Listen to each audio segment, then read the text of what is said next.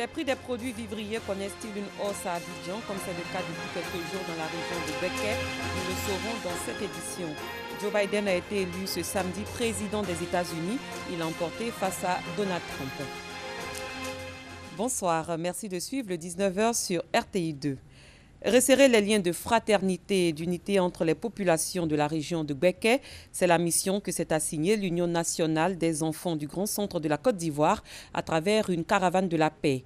Cette union de jeunes veut lutter également contre les fausses informations véhiculées sur les réseaux sociaux, des rumeurs qui fragilisent la paix et l'unité. Kader Sogodougou. Au lendemain de l'élection présidentielle du 31 octobre dernier, des rumeurs d'attaques entre communautés ethniques sont propagées sur les réseaux sociaux. De fausses informations qui fragilisent la cohabitation et créent la psychose au sein des populations. Pour resserrer les liens de fraternité et consolider l'unité, l'Union nationale des enfants du Grand Centre de la Côte d'Ivoire initie une caravane pour la paix. De Konakankro à Nembo, à Tienкro, à Houphouët-Ville, à Bouaké, en passant par Assirkro, sous-préfecture de Sakassou, les échanges ont porté sur la paix, le développement et surtout le vivre ensemble. Depuis quelque temps, il y a tellement de rumeurs qui circulent dans la ville. Donc nous avons décidé de sensibiliser les différentes communautés à rester sereins, que personne ne cherche à détruire qui que ce soit. À Kongo-Dekro, commune de Bouaké, la notabilité et les populations saluent cette initiative. Ceux qui sont venus dire, on est content, parce que c'est ce que moi-même j'ai besoin. Je veux la paix. Si les gens viennent pour nous provoquer, on va dire que non, il faut prendre ton force là pour aller faire ce que tu as besoin de faire là-bas.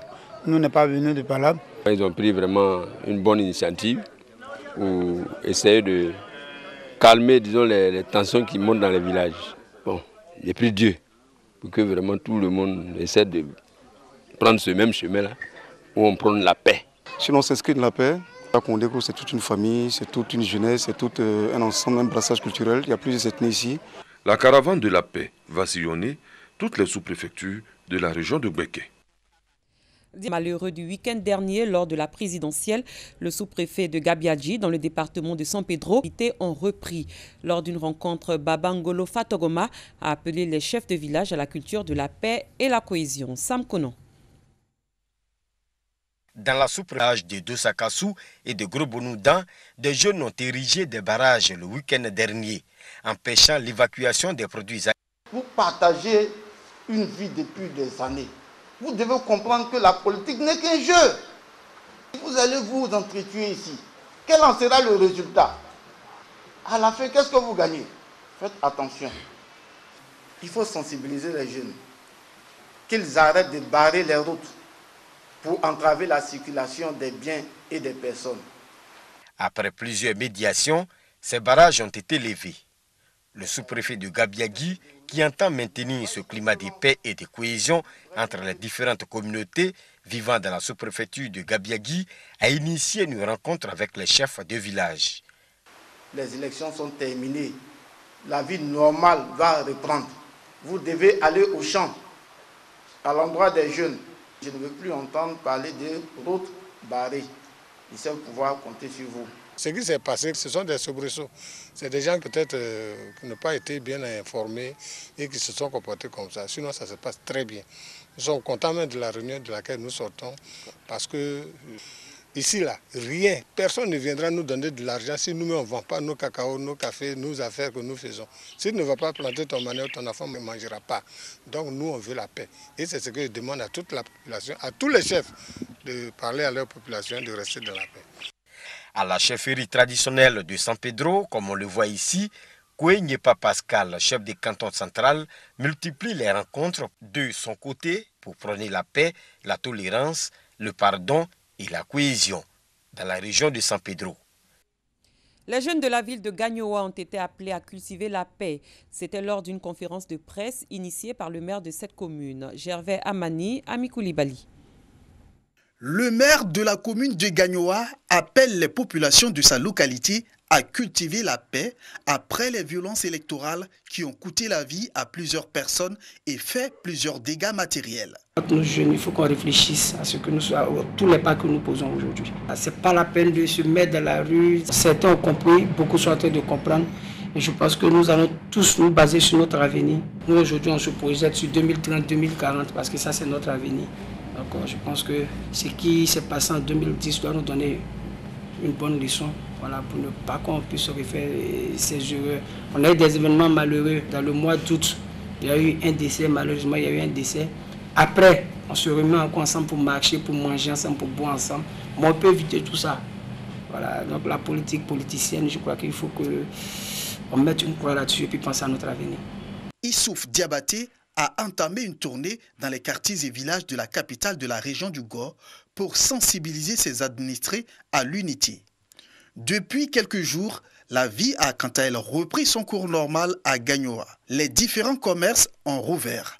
Les chauffeurs de taxis communaux et les véhicules de transport assurant la ligne Abidjan-Gagnoa ont repris du service. Après cette rencontre avec le premier magistrat de Gagnoa, les jeunes de Gagnoa se sont engagés à tout mettre en œuvre pour maintenir le climat de paix dans cette localité du centre-ouest du pays. Depuis quelques jours, les populations de la région de Gbeke disent connaître une hausse des prix des produits vivriers. Une situation due à la période électorale. Qu'en est-il du district d'Abidjan? Les prix des denrées alimentaires ont-ils augmenté? Pour nous donner des réponses, Georgette Ido et Clément Boko se sont rendus au marché de Gros d'Adjamé. Voici leur constat. Marché Gouro d'Adjamé. Ce samedi est jour de marché.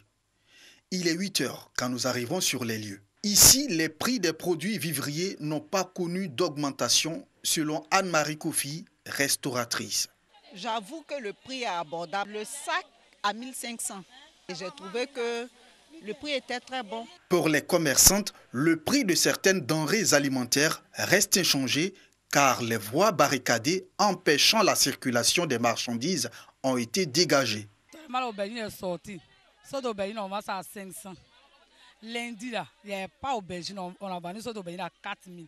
Si la route est bloquée, là, on fait ça cher. Parce que ceux qui viennent là, ceux qui se débrouillent et puis ils viennent là, forcément, on fait ça cher. Actuellement, c'est sorti, c'est selon les prix qu'on vend. C'était 800, 900, 1000 francs. Mais il n'y a pas de route. Mais actuellement, le prix là, c'est diminué maintenant. C'est 600 les kilos. Si le prix de quelques produits de première nécessité est revenu à la normale, ce n'est pas le cas ici pour la banane plantain.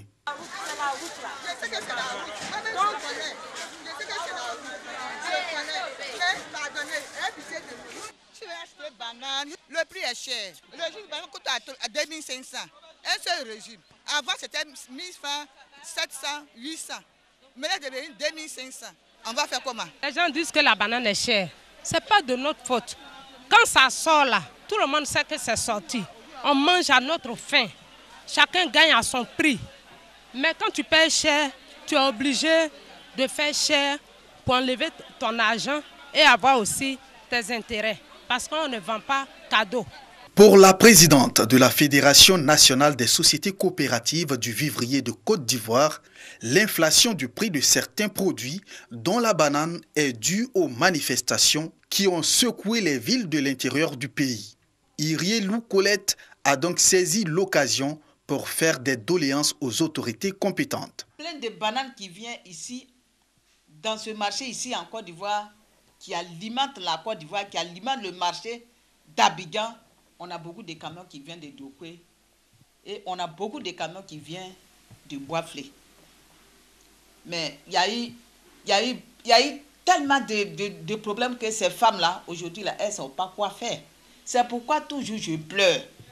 Je dis qu'il faut forcément un pack auto au niveau du vivrier, notre organisation. Aujourd'hui, on est organisé. On est un grand groupe ici en Côte d'Ivoire. On a un pack auto uniquement pour le transport du vivrier. Même quand il y a un problème, comme ces camions-là sont uniquement faits pour ça, je pense qu'on peut traverser les coins pour aller chercher les produits pour venir. Il faut que nos autorités nous écoutent. Un tour au petit marché de la commune d'Abobo. Le marché de la banane plantain vient d'être ravitaillé. Présentement, ça a commencé à baisser. Vous pouvez voir qui est là, il y a tout qui est là. Passage au marché d'Abobo, cap est mis sur l'office d'aide à la commercialisation. Rencontrer le directeur. Je pense que nous pouvons rassurer les populations. Les prix vont redescendre. À ce jour, dans les principaux marchés du district d'Abidjan, les prix restent abordables et l'approvisionnement des marchés se poursuit. Passons à dans le monde, problème et faire le point de leurs activités. Nos reporters Joël Gossé et Clément Boko sont allés à la rencontre d'écrivains africains à l'occasion de la journée internationale qui leur est consacrée. Suivez leur point.